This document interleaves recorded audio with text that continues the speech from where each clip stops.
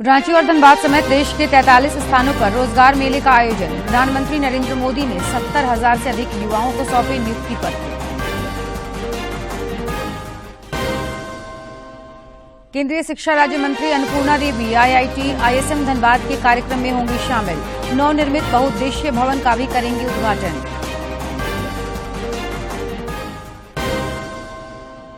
DGP Ajay Kumar Singh ने police अधीक्षकों के साथ की बैठक। अवैध खनन रोकने और लंबित मामलों को तेजी से निपटाने का दिया निर्देश।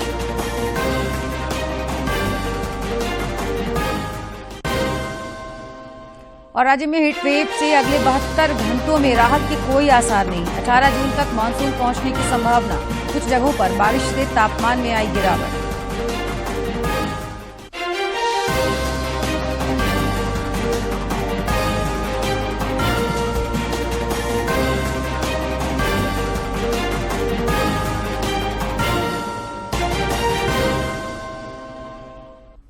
नमस्कार, खबरें झारखंड में आपका स्वागत है। मैं हूं जयलक्ष्मी और अब खबरें विस्तार से।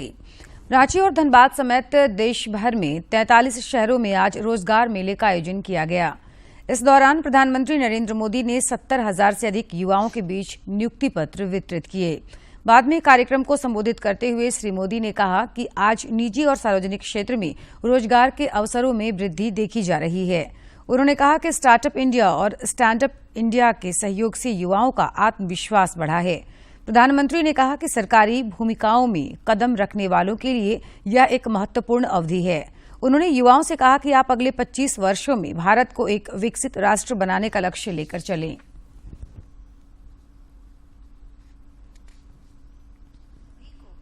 एवं देश भर से जुड़ी युवा महाशक्ति को अनुग्रहित करें।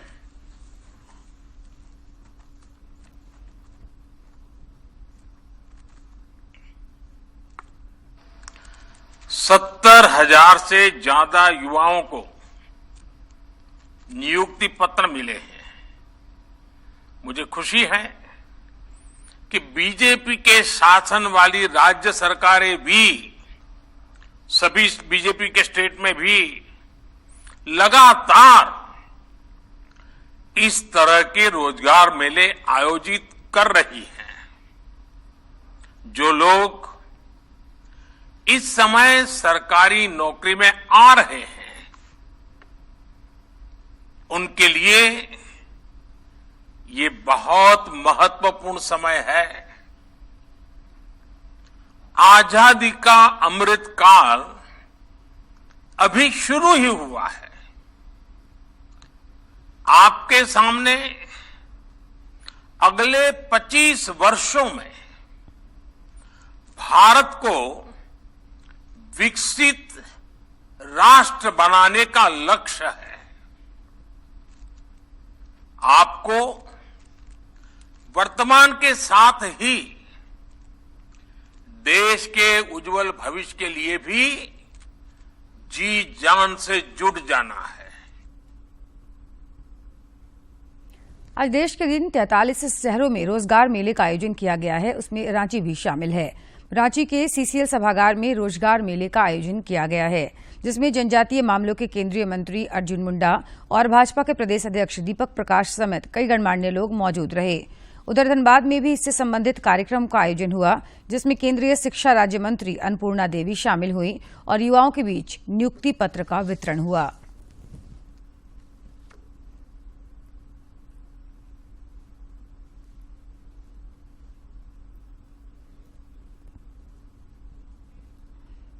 उपयोग करने की दिशा में रोजगार मेले का आयोजन हो रहा है।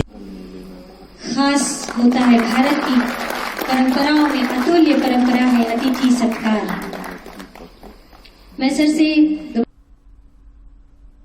राष्ट्रपति द्रौपदी मुर्मू ने राष्ट्रपति भवन में कल विशेष रूप से कमजोर जनजातीय समूह के सदस्यों के साथ बातचीत की। इस दौरान उन्होंने सांस्कृतिक प्रस्तुतियां भी देखी, जिसमें देश भर के पीवीटीजी के 75 सदस्य शामिल थे। इस दौरान अपने संबोधन में राष्ट्रपति ने पीवीजीटी के सदस्यों से शिक्षा को सबसे अधिक महत्व देने का आग्रह किया। लेकिन ये समुदाय प्राचीन काल से अस्तित्व में रहे हैं। मैं ये कहना चाहूंगी कि आज के इस समारोह में भारत माता की सबसे पुरानी परंपराओं के लोग भारत के लोकतंत्र के इस प्रमुख परिसर में एकत्र हुए हैं। ये हमारे लोकतंत्र की सबसे पुरानी और जीवंत जोड़ों से जुड़ने का समारोह भी है। देवियों और स्वजनों, ट्राइबल सब प्लान के तहत भारत सरकार के 41 मंत्रालय एवं विभाग पीबीटीजी सहित जनजातीय समुदाय के कल्याण हेतु अपने बजट का अंश साझा करते हैं, लेकिन कुछ कारणों से पीबीटीजी को उन प्रयासों का लाभ पर्याप्त रूप से नहीं मिल पाया है। इसीलिए वर्तमान सरकार ने एक विशेष अभियान शुरू किया है।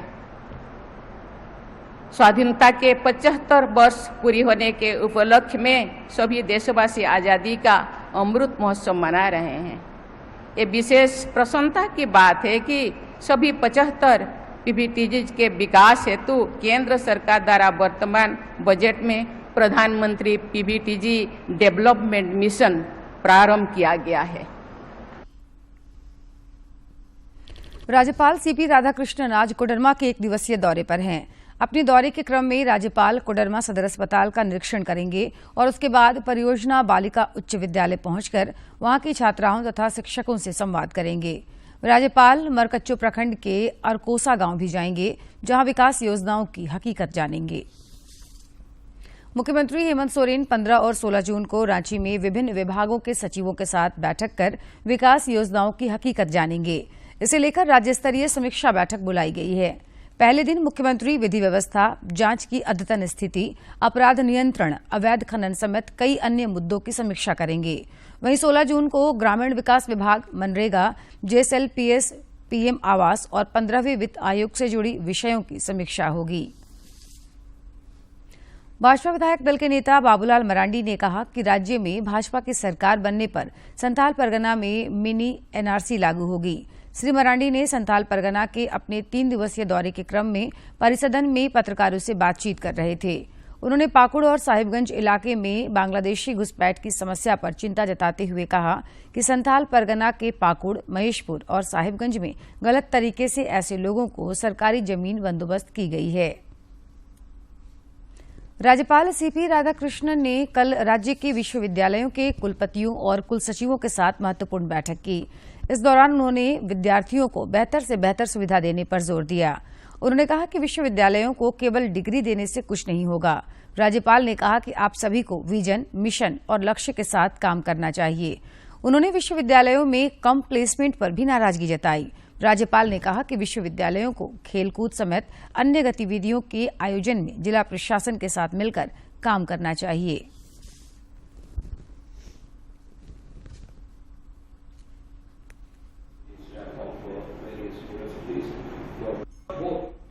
केंद्रीय शिक्षा राज्य मंत्री आज धनबाद के एक दिवसीय दौरे पर हैं। अपने धनबाद दौरे के क्रम में वे आईआईटी आईएसएम में एक बहुउद्देशीय भवन और झारखंड स्कूल इनोवेशन चैलेंज का उद्घाटन करेंगी। नवनिर्मित भवन में बैंक, पोस्ट ऑफिस और मेरिट रिसर्च स्कॉलर के छात्रावास समेत अन्य कई सुविधाएं उपलब्ध हैं। वाराणसी में G20 देशों के विकास मंत्रियों के 3 दिवसीय बैठक का आज आखिरी दिन है। समूह के सदस्य विभिन्न मुद्दों पर मंथन के साथ आज सारनाथ का भी दौरा करेंगे। सदस्य समूह आज सारनाथ घूमने जाएंगे। इससे पहले कल G20 देशों ने सतत विकास के लिए 2030 एजेंडे का पूर्ण और प्रभावी कार्यान्वयन और सतत विकास लक्ष्य यानी कि सस्टेनेबल डेवलपमेंटल गोल्स के लिए अपनी प्रतिबद्धता की दृढ़ता से पुष्टि की। इसमें किसी को पीछे नहीं छोड़ा जाएगा। वाराणसी में विकास मंत्रियों की बैठक के दौरान SDG और जलवायु मुद्दों पर कल दिन भर की बैठक और 2 सत्रों के बाद सभी देशों ने सतत विकास को अंतर्राष्ट्रीय सहयोग एजेंडा के केंद्र में रखने की अपनी प्रतिबद्धता की पुष्टि की है। 1000 करोड़ रुपए से अधिक के अवैध उत्खनन मामले में होटवार जेल में बंद पंकज मिश्रा की तबीयत खराब होने के बाद उसे PMLA कोर्ट के आदेश पर दिल्ली के एक निजी अस्पताल में भर्ती कराया गया है। बताया गया कि पिछले 2-3 दिनों से पंकज मिश्रा की तबीयत काफी खराब हो गई थी। जेल प्रशासन ने अपने पहले इनका इलाज रांची में कराया था, लेकिन पंकज मिश्रा के परिजनों ने पीएमएलए कोर्ट से आग्रह किया कि इलाज कराने के लिए उन्हें दिल्ली ले जाने की इजाजत दी जाए। इस पर कोर्ट ने सहमति दे दी। केंद्र सरकार ने कोविन पोर्टल को पूरी तरह सुरक्षित बताया है। सरकार की ओर से कहा गया कि पंजीकृत लाभार्थियों के आंकड़ों में सेंध लगने का दावा करने वाली खबरें बेबुनियाद हैं। कहा गया है कि मीडिया की ऐसी खबरें निराधार और शरारतपूर्ण है।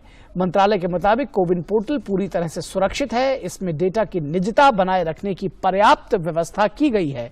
इसके लिए पोर्टल में web application, firewall, anti DDoS, SLL और TLS जैसे एप्लीकेशंस लगाए गए हैं, जो कि पोर्टल को साइबर हमलों से बचाता है। इसके अलावा पोर्टल की सुरक्षा व्यवस्थाओं और उपयोगकर्ताओं की पहचान और पहुंच के लिए किए गए प्रबंध की नियमित समीक्षा भी की जाती है।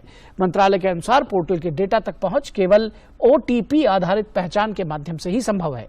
मंत्रालय ने कहा कि सोशल मीडिया पर डाली गई कुछ पोस्ट्स में ये दावे गलत हैं कि टेलीग्राम बाट के जरिए कोविन पोर्टल से उन लोगों के डेटा निकाले गए हैं जिन्होंने कोविड के टीके लगाए हैं। कोविन पोर्टल तैयार करने वाली टीम ने कहा कि बिना OTP के पोर्टल से कोई भी डेटा हासिल नहीं किया जा सकता है। इस बीच स्वास्थ्य मंत्रालय ने भारतीय कंप्यूटर आपातकालीन प्रतिक्रिया टीम CERT इनको समूचे मामले की पड़ताल करने और इसकी रिपोर्ट देने को कहा है। इसके अतिरिक्त कोविन पोर्टल की मौजूदा पुलिस महानिदेशक अजय कुमार सिंह ने राज्य के सभी पुलिस अधिकारियों को यह निर्देश दिया कि वे अपराधियों और असामाजिक तत्वों पर कड़ी निगरानी रखें। डीजीपी कल सभी जिलों के पुलिस अधीक्षकों और वरीय पुलिस अधिकारियों के साथ कानून व्यवस्था समेत अन्य मुद्दों की समीक्षा कर रहे थे। इस दौरान डीजीपी ने अवैध खनन रोकने और लंबित मामलों को तेजी से निष्पादित करने का भी निर्देश दिया। उपभोक्ता मूल्य सूचकांक पर आधारित खुदरा मुद्रास्फीति की दर इस वर्ष मई के महीने में 25 महीने के निचले स्तर 4.25% पर आ गई है। अप्रैल में महंगाई दर 4.7 थी। मुख्य रूप से अनाज और सब्जियों जैसे खाद्य कीमतों में कमी के साथ साथ ऊर्जा की कम कीमतों के कारण मुद्रास्फीति में गिरावट आई है। सांख्यिकी और कार्यक्रम कार्यान्वयन मंत्रालय के अनुसार पिछले महीने उपभोक्ता खाद्य मूल्य सूचकांक अप्रैल के 3.84% से घटकर 2.91% रह गया है। मई में ग्रामीण महंगाई दर 4.17 जबकि शहरी महंगाई दर 4.27% रही।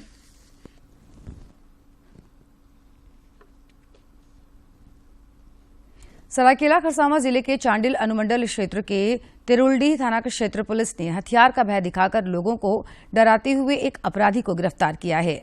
एसडीपीओ संजय सिंह ने बताया कि युवक के पास से एक देसी कट्टा और जिंदा गोली बरामद किया गया है। खटाल के पास कोई व्यक्ति पिस्तौल चमका रहा है और जिस कारण से उन्हें डर हुआ और गुप्त रूप से थाना को किसी ने सूचित किया। इस सूचना पर थाना प्रभारी ने तुरंत कार्रवाई करते हुए उस स्थान पर जमा तलाशी की कार्रवाई किया, जिसमें एक व्यक्ति भागते हालत में गिरते पड़ते पकड़े गए। पकड़ने पर उसकी तलाशी के क्रम में उनके पास से एक देसी कट्टा और 2 जिंदा गोली बरामद हुआ है और इसका नाम योगेंद्र साहु है, जो तिरुपति का ही रहने वाला है। गिरिडीह जिले में ब्लड बैंक में ब्लड की कमी को देखते हुए जिला प्रशासन द्वारा विशेष पहल किया गया है। इसी के तहत कल समाहरणालय परिसर में रक्तदान शिविर का आयोजन किया गया, जिसमें उपायुक्त समेत कई अधिकारियों ने ब्लड डोनेट किया। इस दौरान उपायुक्त नमन प्रियेश लकड़ा ने बताया कि किसी के जीवन को बचाने के लिए रक्तदान करना सबसे महत्वपूर्ण दान है।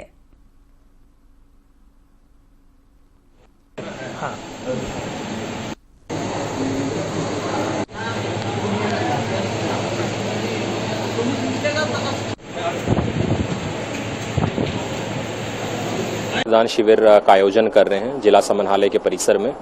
आप सभी को यह ज्ञात है कि हम लोगों ने पिछले 14 महीने से समाहरणालय में, जिला सदर अस्पताल में, हमारे विभिन्न प्रखंडों में लगातार रक्तदान शिविर का आयोजन किया है और मैं आप लोगों को भी धन्यवाद देना चाहता हूं, हमारे सभी मीडिया बंधुओं को, हमारे सभी पदाधिकारियों, कर्मियों को, आमजनों को, कि आप लोगों के माध्यम से भी ये जो हमारी जन जागरूकता है या जो रक्तदान महादान है, इसका जो संदेश है वो काफ़ी प्रसारित हुआ है।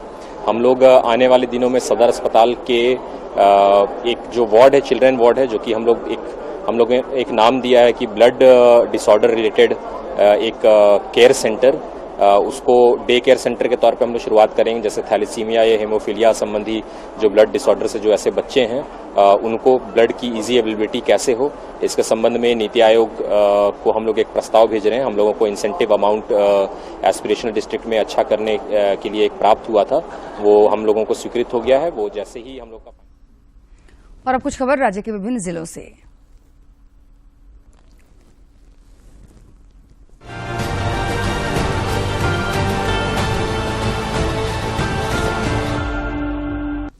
राज्यपाल सीपी राधाकृष्णन से झारखंड स्टेट बार काउंसिल के उपाध्यक्ष राजेश कुमार शुक्ला ने राजभवन में मुलाकात की। इस दौरान शुक्ला ने झारखंड के अधिवक्ताओं की समस्याओं से राज्यपाल को अवगत कराया। वहीं मैथिली समाज के लोगों ने भी राज्यपाल से मुलाकात की। अल्पसंख्यक कल्याण मंत्री हफीजुल हसन की अध्यक्षता में कोडरमा जिला 20 सूत्री कार्यक्रम कार्यान्वयन समिति की बैठक हुई। बैठक में मंत्री ने विभिन्न विभागों में संचालित योजनाओं की समीक्षा की। उन्होंने मनरेगा अंतर्गत संचालित योजनाओं, टीसीबी और डोभा निर्माण समेत अन्य योजनाओं के क्रियान्वयन की जानकारी ली। रांची के उपायुक्त राहुल कुमार सिन्हा की अध्यक्षता में कुष्ठ निवारण को लेकर जिला स्तरीय समिति की बैठक हुई।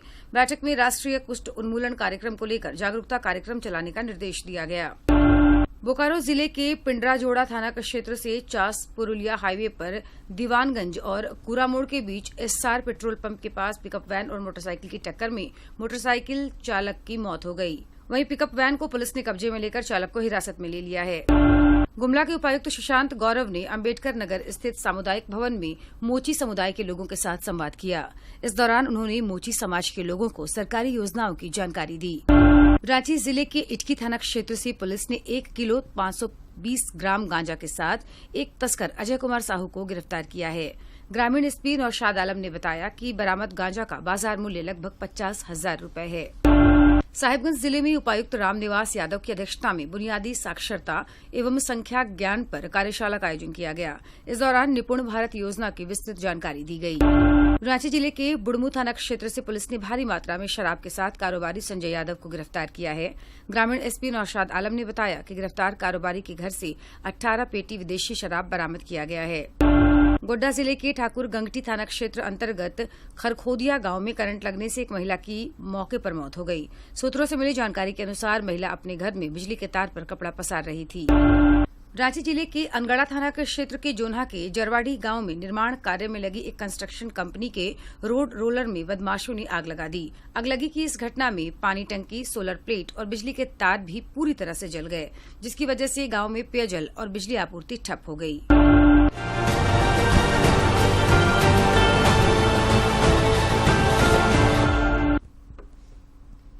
झारखंड में मानसून का प्रवेश और लेट होता जा रहा है। अब संभावना है कि 18 जून के आसपास राज्य में मानसून दस्तक देगा। इस बीच हीटवेव ने पूरे झारखंड को परेशान कर रखा है, जिससे फिलहाल अगले 72 घंटों तक राहत मिलने के आसार नहीं है। हालांकि कल कई जिलों में छिटपुट बारिश से तापमान में हल्की गिरावट दर्ज की गई। इधर बिहार में पूर्णिया के रास्ते एक दिन पहले ही 12 जून को मानसून प्रवेश कर गया है, लेकिन दक्षिण बिहार में हीटवेव जारी है।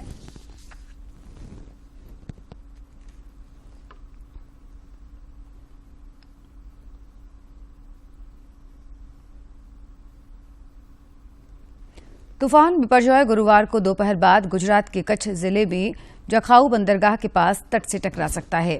इसे अति तीव्र चक्रवाती तूफान करार दिया गया है। मौसम विभाग ने कहा कि तूफान के कारण गुजरात के तटीय जिलों में कल और अगले दिन भारी बारिश हो सकती है। अलर्ट जारी किया है। इस बीच कांडला में दीनदयाल पोर्ट अथॉरिटी के अधिकारियों ने निचले इलाकों में लोगों को गांधीधाम में आश्रयों में स्थानांतरित करना शुरू कर दिया है। 14 जून की सुबह तक इसके उत्तर की ओर बढ़ने की संभावना है। फिर 15 जून की शाम तक ये तूफान केर, सौराष्ट्र, कच्छ और पाकिस्तान के आसपास के तटीय इलाकों को पार करने की संभावना है। चक्रवाती तूफान बिपरजॉय से निपटने के लिए तैयारियां तेज कर दी गई हैं। गुजरात के मुख्यमंत्री भूपेंद्र पटेल ने बताया कि प्रधानमंत्री नरेंद्र मोदी ने टेलीफोन पर बातचीत के माध्यम से गुजरात में तूफान बिपरजॉय की स्थिति और तैयारियों के बारे में जानकारी ली। पीएम ने आपदा की इस स्थिति में गुजरात को हर संभव मदद करने का आश्वासन दिया। अधिकारियों ने बताया कि चक्रवाती तूफान बिपरजॉय के मद्देनजर सीमा सुरक्षा बल यानी बीएसएफ ने गुजरात में अपनी मरीन विंग की संपत्ति और कर्मियों की सुरक्षा का आदेश दिया है। नावों और लगभग 1 दर्जन तैरती सीमा चौकियों को सुरक्षित लंगर में ले जाया जा रहा है। महाराष्ट्र के पालघर जिला प्रशासन ने चक्रवात बिपरजॉय के कारण 13 जून से 15 जून तक तट के पास लोगों की आवाजाही पर प्रतिबंध लगा दिया गया है। वहीं साइक्लोन बिपरजॉय के कारण 67 ट्रेनें कैंसिल कर दी गई हैं। रेलवे यात्रियों को नियमानुसार उनके टिकट के पैसे वापस किए जाएंगे। और अब देखते हैं कारोबार जगत से जुड़ी कुछ महत्वपूर्ण खबरें। भारतीय रिजर्व बैंक ने बिहार राज्य सहकारी बैंक लिमिटेड पटना पर नियामकीय प्रावधानों के उल्लंघन के लिए 7.20 लाख रुपए का जुर्माना लगाया है।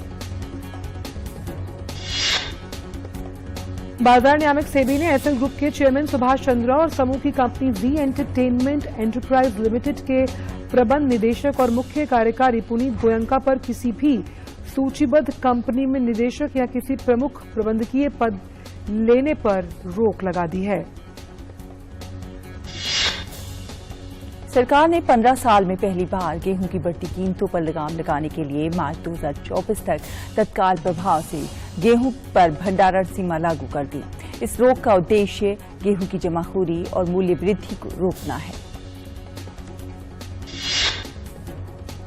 भारत सरकार और एशियाई विकास बैंक हिमाचल प्रदेश राज्य में किसानों की आय बढ़ाने के लिए कृषि उत्पादकता बढ़ाने, सिंचाई सुविधा में सुधार करने, बागवानी कृषि व्यवसायों को बढ़ावा देने के लिए $130 मिलियन के ऋण समझौते पर हस्ताक्षर कर चुके हैं।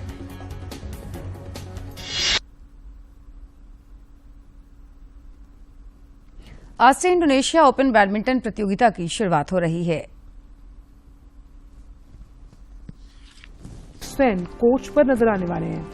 2 बार की ओलंपिक पदक विजेता पीवी सिंधु का सामना पहले दौर में इंडोनेशिया की रोगेरिया मारिस्का से होने वाला है।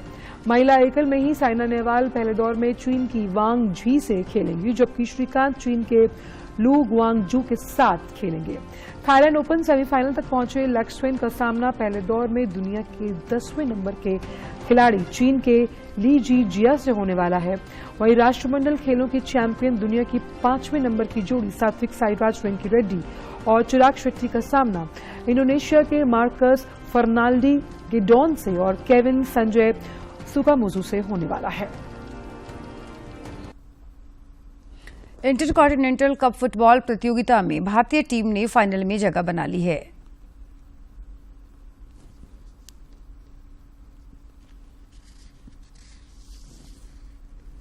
नाम करके फाइनल का टिकट कटा लिया।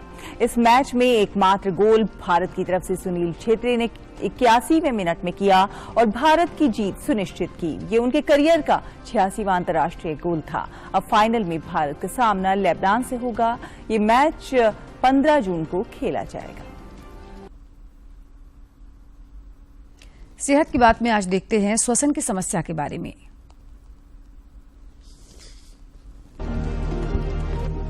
बढ़ती उम्र का प्रभाव शरीर के सभी अंगों पर पड़ता है। हमारा श्वसन तंत्र भी उम्र बढ़ने के कारण प्रभावित होता है।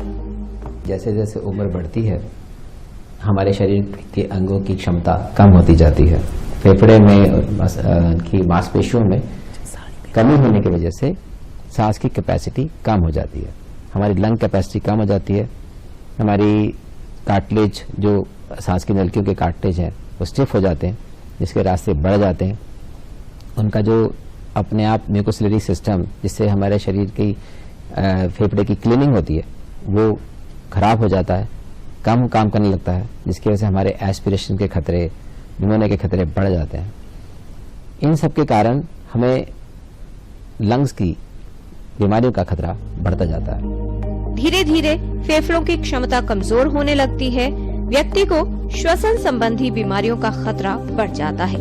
व्यक्ति अत्यधिक शारीरिक श्रम वाली क्रियाएं नहीं कर पाता और कुछ मामलों में व्यक्ति को सांस लेने में परेशानी हो सकती है। बढ़ती उम्र सबसे बड़ा रिस्क फैक्टर है क्रॉनिक लंग डिसीजेज के लिए।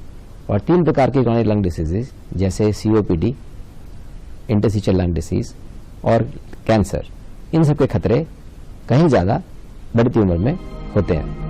वृद्धावस्था में श्वसन संबंधी संक्रमण होने की संभावना रहती है। इससे बचाव के लिए इन्फ्लुएंजा और निमोनिया का टीकाकरण जरूरी होता है। साथ ही बढ़ती उम्र के लोगों को श्वसन संबंधी समस्याओं से बचाव के लिए सावधानी रखना और खास तौर पर प्रदूषण से बचाव करना आवश्यक है। किरण भारद्वाज, डीडी न्यूज। योग के प्रसार और प्रशिक्षण में पूर्वी सिंहभूम जिला अंतर्गत कदमा फार्म एरिया स्थित सेवानिवृत्त नील संघ पिछले 24 वर्ष से अधिक समय से प्रकाश स्तंभ बना हुआ है। यहां 4 लोगों से योग प्रशिक्षण की शुरुआत हुई थी, जो आज बढ़कर सैकड़ों में हो गई है। प्रधानमंत्री नरेंद्र मोदी के प्रयासों से योग की लोकप्रियता दिन प्रतिदिन बढ़ती जा रही है और लोगों में इसे सीखने की चाहत भी रोज बढ़ रही है। योग के प्रसार और प्रशिक्षण की दिशा में पूर्वी सिंहभूम जिला अंतर्गत कदमा का सेवावर्ती नील संघ पिछले 22 वर्षों से अधिक समय से काम कर रहा है। संघ के प्रशिक्षक सुबीर कुमार कुंडू बताते हैं कि वे यहां साल 2020 से योग का प्रशिक्षण दे रहे हैं। उन्होंने बताया कि इसकी शुरुआत 4 लोगों से हुई थी, जो आज सैकड़ों में है। फरवरी महीना से शुरू किया है ट्रेनिंग। पहले तो हमारा 4 कैंडिडेट लेके हम शुरू किया, धीरे धीरे बढ़ते बढ़ते आज हमारा 110 आदमी हो गया है। सुबीर कुमार कुंडू कोई मामूली व्यक्ति नहीं है। वे 117 बार रक्तदान कर चुके हैं। उनका मानना है कि प्रधानमंत्री नरेंद्र मोदी के प्रयासों से देश दुनिया में योग को लेकर लोगों में काफी जागृति आई है। श्री नरेंद्र मोदी जी के से हमको ये मिला जो आदमी लोगों को योगा कराया जाए और अधिक से अधिक उनको स्वस्थ रखा जाए। बुजुर्गों के लिए हमारा कोई फैसिलिटीज नहीं है, बुजुर्ग अकेलापन में बीत रहा है सारी, इसीलिए हमने इस योगा टीम को बनाया है, जो हमारा पास जो सीनियर सिटीजन आए थोड़ा 2 घंटा समय बिताकर यहाँ पर जाए। पूर्वी सिंहभूम के कदमा फार्म एरिया में संचालित इस प्रशिक्षण केंद्र में 22 वर्ष से लेकर 89 वर्ष तक के महिला एवं पुरुष योगाभ्यास करने पहुंचते हैं। 89 वर्ष CR जगत पिछले 1 साल से इस संस्था से जुड़े हैं। योग करते करते अब उन्हें ऐसा महसूस होने लगा है मानो उनकी उम्र 10 साल और बढ़ गई है। उनका साफ मानना है कि सभी लोगों को योग करना चाहिए, इसमें उम्र बाधा नहीं है। मैं इस योगा में बहुत अच्छा लग रहा है, यहाँ बहुत फिट मालूम हो रहा है। हमारा जितना एज बढ़ रहा है उससे भी हमको लगता है कि 8-10 साल और भी पार कर ले। लीना दत्ता भी यहाँ 1 साल से आ रही हैं। योग की बदौलत उन्हें भी काफी फायदा हुआ है। उन्होंने पहले महीने ही 5 किलो वजन कम कर लिया था। उनका मानना है कि सभी महिलाओं को समय निकालकर जरूर योग करना चाहिए। लेकिन यहाँ पे 1 साल से मैं ज्वाइन की सेवावर्ती नील संघ में, लेकिन 1 साल में फर्स्ट महीना में मैं 5 किलो मैं वेट लॉस की। से हम लोग सारे औरत को हम यही बोलेंगे कि आप लोग भी योगा कहीं भी हो, घर में हो, कहीं पे क्लब में हो, हमारे साथ भी जुड़ सकते हैं, क्योंकि यहाँ पे डाइट का भी बताए जाते हैं, सर बताते हैं। वहीं अनीता सरकार योग को लोकप्रिय बनाने में प्रधानमंत्री नरेंद्र मोदी के प्रयासों से काफी प्रभावित हैं। उन्होंने बताया कि यहाँ पर दूर दूर से लोग योग सीखने आते हैं कि सबको योगा करे। हम 1 साल से सेवावर्ती नील संघ से हमारे सर से जुड़े हैं, तो उन्होंने हमें इतना अच्छा ट्रेनिंग दिए हैं। हमारे आसपास के, हम तो कदमा के हैं, लेकिन हमारे आसपास के सुनारी, रानी कुदर, बहुत दूर दूर से भी सब कोई आते हैं। और खबरों के अंत में एक नजर मुख्य समाचार पर। रांची और धनबाद समेत देश के 43 स्थानों पर रोजगार मेले का आयोजन। प्रधानमंत्री नरेंद्र मोदी ने 70,000 से अधिक युवाओं को सौंपे नियुक्ति पत्र। केंद्रीय शिक्षा राज्य मंत्री अन्नपूर्णा देवी IIT ISM धनबाद के कार्यक्रम में होंगी शामिल। नवनिर्मित बहुउद्देशीय भवन का भी करेंगे उद्घाटन।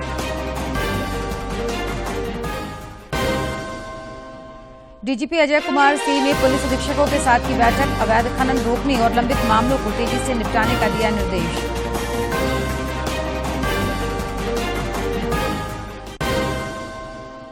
और राज्य में हीट वेव से अगले 72 घंटों में राहत के कोई आसार नहीं। 18 जून तक मानसून पहुंचने की संभावना। कुछ जगहों पर बारिश से तापमान में आई गिरावट।